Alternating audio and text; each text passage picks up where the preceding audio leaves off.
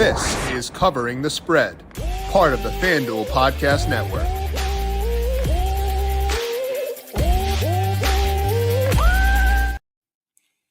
One encouraging return from injury last night with Puka Nacua looking pretty spry right away for the Los Angeles Rams, and Tua Tagovailoa set to make his return in week number 8 as well. Big ripple effects for that in the player prop market. So today we're going to talk about some props you like across week number 8 at FanDuel Sportsbook, talking to Austin Swaim, talking yardage props, talking Tua back, talking some touchdown picks, and an SGP he likes for week number 8. Welcome on into Covering the Spread, a FanDuel Research podcast. My name is JimSannes. I am a managing editor for FanDuel Research, joined here as mentioned by Austin Swaim. You can find him on X at aswaim3. Find his work over at FanDuel Research, where he is a senior editor. Austin, we are on to week number 8 already in college football. Used to talking to you about college football last time we had you on the show, but week 8 in the NFL. How you doing today? I'm doing very well. I'm doing better than anyone who had under 48.5 last night in Rams Vikings, because that's one of the bad beats of prime time of the year. But yeah, Jim's pointing at himself because I did know he had the under in that game, and I feel bad for you. But you could just get all your bets wrong by the third quarter like me, and then have nothing on the line at the end of the game. Frankly, I didn't deserve to win that one, but I like winning games I didn't deserve to win. And I was like, okay, cool. You know, there's 28 points in the first half. I'm going to lose. That's okay. Yeah. And then they gave me hope. And it's like, okay, the second half played out literally to perfection. Vikings can't settle for field goals. They've got to go for the touchdown. And like, only thing that could kill me is a safety. And the second that punt was inside the 5, I was like, uh-oh, we're going to get a holding call. I thought it was going to be holding. Like I was certain to be a holding call in the end zone. Maybe a Dan Orlovsky out the back of the end zone for Darnold, something like that. A blown face mask call was not what I was expecting, but frankly, I don't know if I deserve to win anyway. So it's kind of, I get what I deserve, I guess. Yeah, so much worse than an obvious safety. Like, you know, if it was earned, but the fact they could have thrown a flag and saved you, oh, I feel bad for you.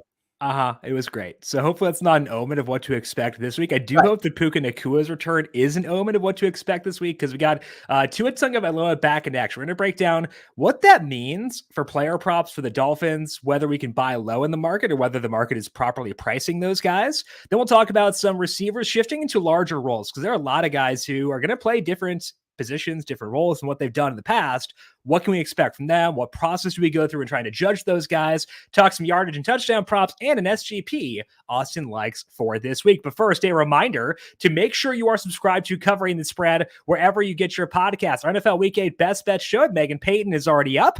Broke down Megan's thoughts on Week 8's key games and her best bets at FanDuel Sportsbook. Also talk some college football. Riley Thomas back on Wednesday. To get those shows, search for Covering the Spread wherever you get your podcasts. If you like what you hear, leave us a 5-star rating and review. And also, of course, these shows do stream live over on YouTube now as well, along with our DFS show, The Heat Check, breakdown of the Week 8 main slate via myself and Brandon Gadula is up there. Leave a thumbs up if you're watching YouTube. We appreciate those of you watching there as always. And make sure you are subscribed and turn notifications to get notifications as we go live, so you get the most up-to-date odds as we're discussing all of these games.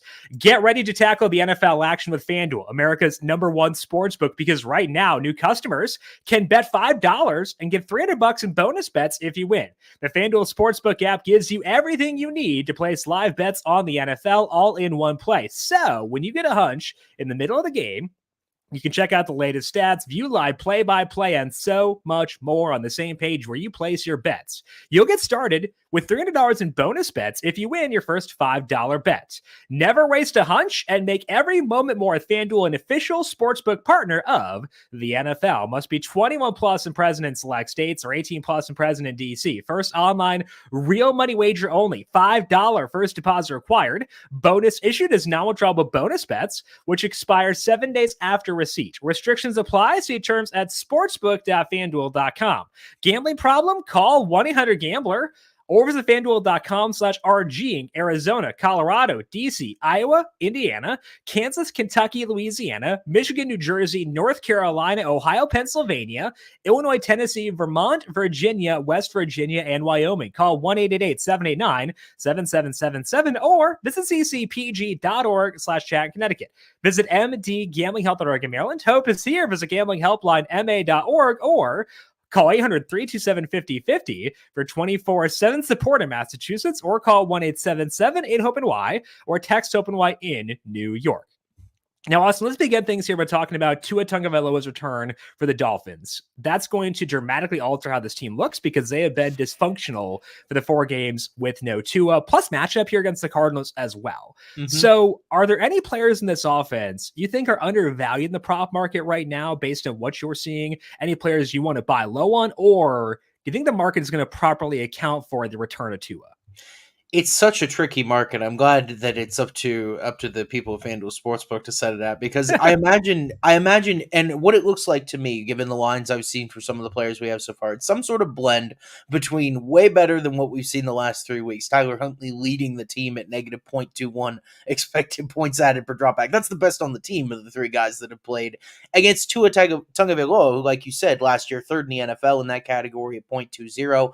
But the hard part is it was a little bit of a tough start for Tua before the concussion. Had a plus matchup with Jacksonville in the opener that didn't go very well outside of one pass. The efficiency boost, like you said, is obvious, but really even more so than just the efficiency boost, it's like Tyreek Hill and Jalen Waddle's roles changed a little bit, and especially for Tyreek Hill. He had just a 22.4% target share the last 4 weeks. It was 31.9% last season, 33.3% in week 1. So and that kind of checks out with logic, right? In that Tua is able to get the ball down the field more accurately. He's able to get Tyreek involved. And like you said, this is number 5's third worst schedule adjusted pass defense. It feels like forever since we've seen a big Tyreek Hill game. It has been pretty much forever since week 1. I'm really tempted when I look at his over in receiving yards. It's 100 plus receiving yards at the century mark, plus 154 on FanDuel. It's screaming my name. Now, Jalen Waddle hasn't quite gotten that same bump, but from a season-long fantasy perspective, I think he's startable. Really, in the betting market, Tyreek is the guy that I'm looking at, because the backfield is a little weird here. We didn't get a sample with Tua and with Raheem Mostert, so I'm kind of good passing on that right now. I think Hill's the guy I'm zoning in on. Yeah, you mentioned the alt market for Tyreek Hill. 100 plus receiving yards is currently plus 154 at FanDuel Sportsbook. He tends to be the kind of ideal guy for those alt markets because it's in massive chunks. I do want to note quickly that Tyreek Hill limited in practice on Thursday, as was Jalen Waddle. It was a midweek downgrade for Tyreek Hill. Haven't seen a lot of reporting on what that was, but just keep your eyes open for that. Luckily, if he winds up being inactive, that will void. So that winds up safeguarding you here. I was frankly kind of surprised I actually had markets up for these guys. Looking at the backfield briefly, no markets up yet there, so nothing on Devon Achane or Raheem Mostert. But looks like Tyreek Hill, the guy we want to buy into. Again, check back on the injury status as things get updated throughout the day for today to see what Tyreek's status is. And hopefully no injury for Tyreek Hill, because we got injuries everywhere else at wide receiver. And Austin, that can lead to value in the prop market because it's a lot of guys who we haven't seen, a lot of ambiguity there, but also it is ambiguity. We don't really know how these guys will perform in different roles where they've lost sometimes the alpha on their team, and that has a trickle-down effect everywhere throughout the offense. So what kind of process do you go through in trying to decide how to view a receiver shifting into a larger role if a guy above him on the depth chart isn't going to play? Yeah, I think we have never had it better than we have it right now with individual wide receiver metrics as far as predicting breakouts and things like that. You guys have talked about this on the Heat Check, the DFS side for years, is that this isn't the NBA where you can just plug a guy right into a lead role and boom, he's going to produce at all. We saw that last week, I think, with Jerry Jeudy in Cleveland. Amari Cooper leaves. Jerry Jeudy seems to be the guy that's going to step up. 84.7% of the routes last year, he only got 5 targets. And you could say, well, it was the quarterback play. Cedric Tillman and David Njoku both managed 12 in that same situation. So targets are earned. It comes down to talent a lot. It comes down to matchup a lot. And even though it can be a bit noisy, there are guys that get schemed open better than others. I like looking at yards per route run metrics. I like looking at ESPN's receiver ratings, which are a blended formula that come from next gen stats on getting open, yards after the catch, as well as separation metrics. Those typically correlate with each other. We saw those metrics produce some breakouts in recent years. Brandon Ayuk entering 2023 was one of these highlight guys. He broke out in 2023. Nico Collins, I infamously on FanDuel Research said I think he's a bust in fantasy this year because he was going way high compared to Tank Dell and Stephon Diggs, and I didn't know who'd win out. Turns out Nico Collins is really, really good, and his metrics indicated that as such last year. So for these new guys stepping into action, you look in Cleveland with Tillman, San Francisco, Jawan Jennings range right now as a top 20 guy in ESPN's receiver ratings, great yards per route run metrics, although a lot of it came in one game. But I think those are the type of guys I try to figure. And then even in situations where you're not exactly sure because there aren't good yards per route run metrics. We look at Tampa Bay, right? No Mike Evans, no Chris Godwin. Well, Jalen McMillan, a talented guy they took in the first 2 days, 2.30 yards per route run at Washington last year. So maybe that's a guy that with added opportunity can blossom because we saw the talent on display in college. Wherever I can get the best, most recent data, I just want to buy guys that are doing something with that most recent data, not guys just already running routes because they're not exactly in line to be a bona fide contributor. Yeah, I think that's the key thing is who's actually getting the role change because there are situations where there's a player who is already running a lot of routes and not earning targets. So if you take a player out of that offense, is his role actually changing? Because maybe it will. I think like with McMillan, you were talking about, like his yards per route run numbers were low. He was out there in week 1. He was operating with Chris Godwin and Mike Evans. Right. Didn't have great metrics, but also you wouldn't expect him to when he's competing with Mike Evans and Chris Godwin for targets. Like if he shifts into the slot role and can kind of have a different role in the offense, maybe those metrics do improve. So it is kind of like, is this person's role going to actually change? And if it's a burner, there was a player for the Chargers a couple years ago whose name I cannot remember right now, but like there was, I think Keenan Allen. What's that? Jalen Guyton. It was Jalen Guyton. Thank you. I'm impressed that you pulled that out of nowhere. Anyway, Jalen Guyton was a guy who got some interest in the betting markets because there was injuries to Keenan Allen and Mike Williams, but it's like Guyton was already running. He's like he's a clear out guy. His role is not actually changing, and he underperformed as a result of that. So ask yourself, is their role actually changing? And if the answer is yes, that's a situation where you can actually buy into prop markets. I think that could happen with McMillan. So I think that he's one guy I do buy into that for, but that's the kind of the thought process I want to take with that. All right, Austin, let's talk some yardage numbers at FanDuel Sportsbook. Which yardage bets stand out to you this week? Yeah, so I'm going to prime time, and this is a time to shamelessly plug. We do betting picks and player props at FanDuel Research for every Sunday night, Monday night, and Thursday night game.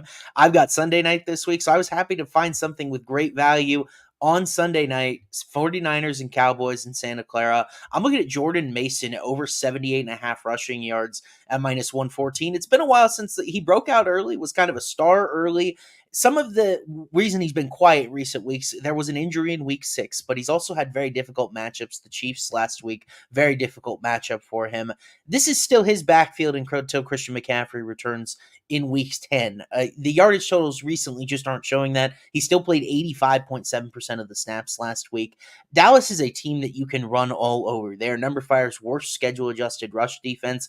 Now with Ayuk and George Kittle banged up. Debo was in the hospital, but apparently going to play. Brock Purdy threw 3 interceptions last week. I could see a vintage, not only Kyle Shanahan, but back to Mike Shanahan with my hometown Denver Broncos. Just a marathon of handoffs in this one. Our projection at FanDuel Research have Mason at 89.9 rushing yards projected. They can't set that prop that high after the last 3 games he's had, but I think there is value in at least 80 here. At 78.5, it's a good number. There's value to back him. Yeah, 78.5, the number right now, FanDuel Sportsbook for this Jordan Mason prop. Over is minus 114. I think it does kind of come down to what you said, where they might want to just slow things down. Brock Purdy's done a lot of fun stuff off schedule this year, but maybe don't force him to go off schedule as much. Like maybe calm him down a bit, run the ball a bit more, especially against this Dallas defense. I think that could make a lot of sense. So Jordan Mason over 78.5, minus 114, the first one for Austin. Any other yardage props you like this week? Yeah, so, and then I'm looking at an under in a game earlier in the day. We've got the Colts and Texans, already a rematch, man. It feels like the season just started, and these guys are ending their season series at 2. But I'm looking at under for the receiving yardage for Josh Downs. It's set at 37.5 at FanDuel. This is a quarterback split dynamic here. In 4 games where Anthony Richardson started and finished, Downs is just a 54.1% route rate. He's only seen 4 targets per game. He's barely getting any work, and that checks out with logic because Anthony Richardson is a home run hitter, 12.1 average depth of target. Downs is more of a slot guy. He's got just 5% of Indy's air yards this year. Like, Downs is a guy that'll make things happen in close. Whereas you look at it, also Anthony Richardson creates a lot of 3rd and longs, which isn't necessarily Downs' go-to because you get short targets. So short targets, we got a yardage prop here, so it'll take more of those short targets to get to it. I don't think this is as simple as maybe an old school prop handicapping. He's been over this in 3 of his last 4 games. All of those were with Flacco. I see a legitimate role change like you were talking about here. I am still good going on the under, especially when Houston grades out well in pass defense metrics. 6th worst in schedule adjusted pass defense at number 5. So I think Downs under 37.5. It's going to be another tough week for Downs in this particular offensive setup. Yeah, just not a guy who meshes well with what Richardson wants to do, or he wants to let it rip. And it's fun to watch, but not conducive to Josh Downs style of play. And frankly, like with Downs, you could get a couple receptions and still go under this number. So I think there's wiggle room there, given the way that his role pans out. So Josh Downs under 37.5 minus 114 is Austin's second yardage bet. What about some touch? So I want to talk about a bet that just as we were coming on air, I looked and it's off the board. That can happen because of injury or whatever you have. But domestic sports books have this guy around like minus 120, 125, depending on where you check. I imagine FanDuel's in the same vicinity. I'm looking for the Chargers at J.K. Dobbins.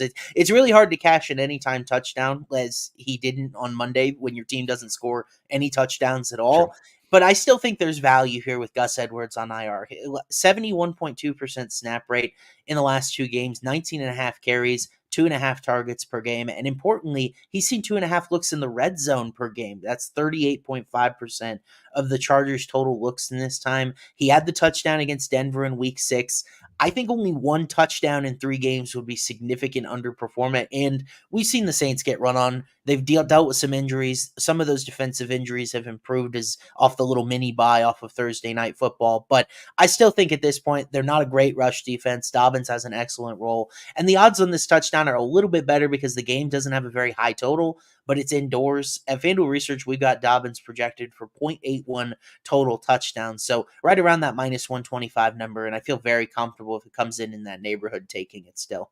Yeah, as Austin mentioned, no props posted right now for this one. So check back on that later on. Minus 125, kind of the area where Austin's looking. If it, how short are you willing to go at this one? Like, let's say FanDuel pops to minus 130. Is that too far for you? I would take minus 130. That would be my breaking point. Okay. And, depending on, we usually see touchdown props on 0s and 5s. So I think minus 130 would be my cutoff there. Okay, so looking at J.K. Dobbins, once they're posted in the minus 125, minus 130 range, Austin would be willing to bet that, given the role change he has gotten without Gus Edwards. Any other touchdown props you like for this week? Yeah, Jim, next one is incredibly painful. I'm a Raiders fan, but I think the best touchdown bet on the board this weekend is Travis Kelce at plus 110 for the Chiefs. If you look, since what's happened with the Chiefs since Rashee Rice's injury in week 3, Kelce has an 80.9% route rate. He's seen 8 targets per game. He's seen 23.1% of the Chiefs' looks in the red zone.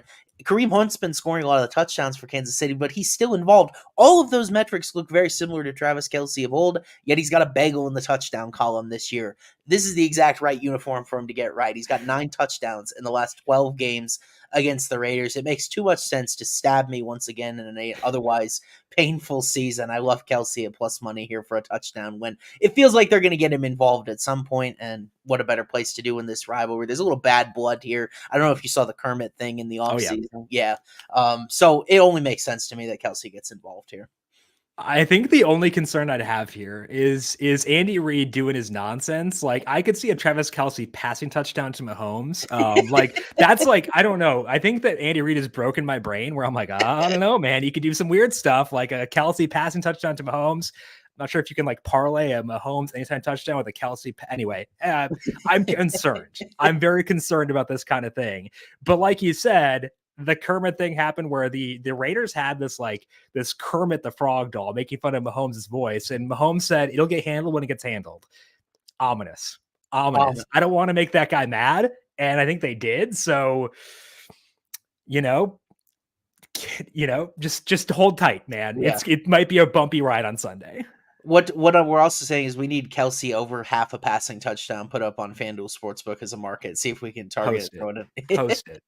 Post it, you cowards. Come on. We're liking Travis Kelce plus 110 anytime touchdown as they take on the Raiders for this week. All right, Austin, let's finish up here. I'm going to give you one same game parlay to place for week number 8 at FanDuel Sportsbook. If I give you that same game parlay, I just see a tight end tab on FanDuel Sportsbook reminding me that it's National Tight End Week, and I'm already dreading that.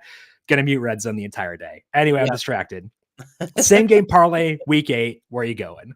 I'm now concerned I don't have a tight end in my same game parlay for an anytime You've got touchdown. Kelsey for the anytime touchdown, so you're Yeah, good. I think you're covered. that's true, but I had to go to a very specific place with my same game parlay since you had me on. My two best friends in the whole world, since pretty much elementary school, one is an Eagles fan, one is a Bengals fan, so I have to go there in ostensibly their Super Bowl. They don't get to play very often, and it doesn't hurt that I have two below average defenses by number 5 schedule adjusted metrics here, so we could have some fun offensively. I think for my same game parlay, I am going to start with the over 47.5 points at -115. I do think Philadelphia eventually shakes off this trends of slow starts. It kind of feels like they figured out what to do on offense last week, which is just hand the ball to Saquon Barkley or get it to A.J. Brown. They fed those two guys that had good success against a Giants defense that I think is honestly better than Cincinnati. Cincinnati 9th worst in our schedule adjusted rankings, and Joe Burrow very efficient right now. So I like an offensive environment here. With that the case, I just talked about A.J. Brown. I'm looking at him over 80-plus receiving yards.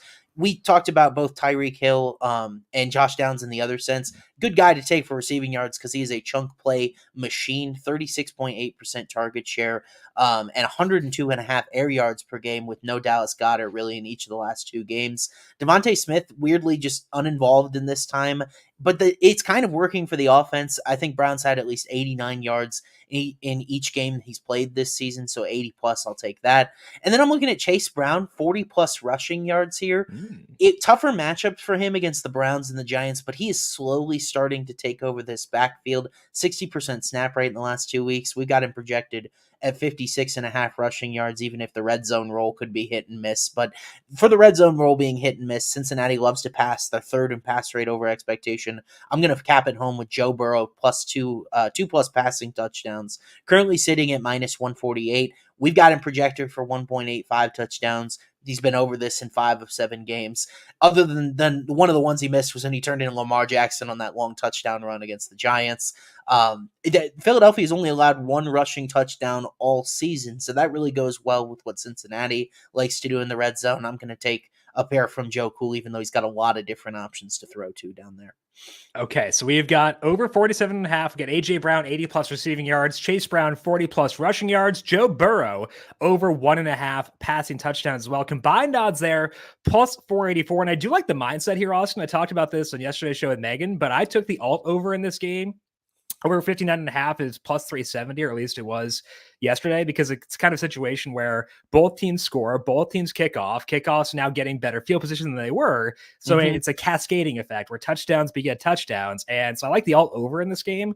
And that meshes pretty well with your thought process here. So I am unopposed to that personally as well, and would like for this SGP to hit for my own personal bags and that alt over as well. Nice. Yeah, both these teams have a lot of long playmakers, which I think is a good thing to do for overs. You don't have to dink and dunk 12 play drive to get some quick points in this one. That's what's so appealing to me.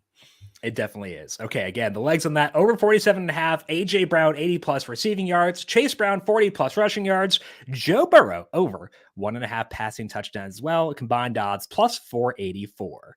That is all that we have here for today and this week on Covering the Spread. Back with you once again Monday. We're going to talk about the Monday Night Football game, a thriller. Banger classic between the Giants and the Steelers. Monday Night Football, we'll talk about that later on Monday. Actually, I like the over in that game. We'll talk about that Monday, though. So tune in there. We'll be live at 9:30 a.m. Eastern on this new FanDuel Football Betting YouTube page. Check out the NFL Best Bet Show, the NFL DFS Show, and the College Football Best Bet Show there as well. Austin, appreciate the time as always. Good luck to you in Week 8. Enjoy the college football. Enjoy the NFL action. We'll talk to you again soon. Sounds good, Jim. See you soon, man.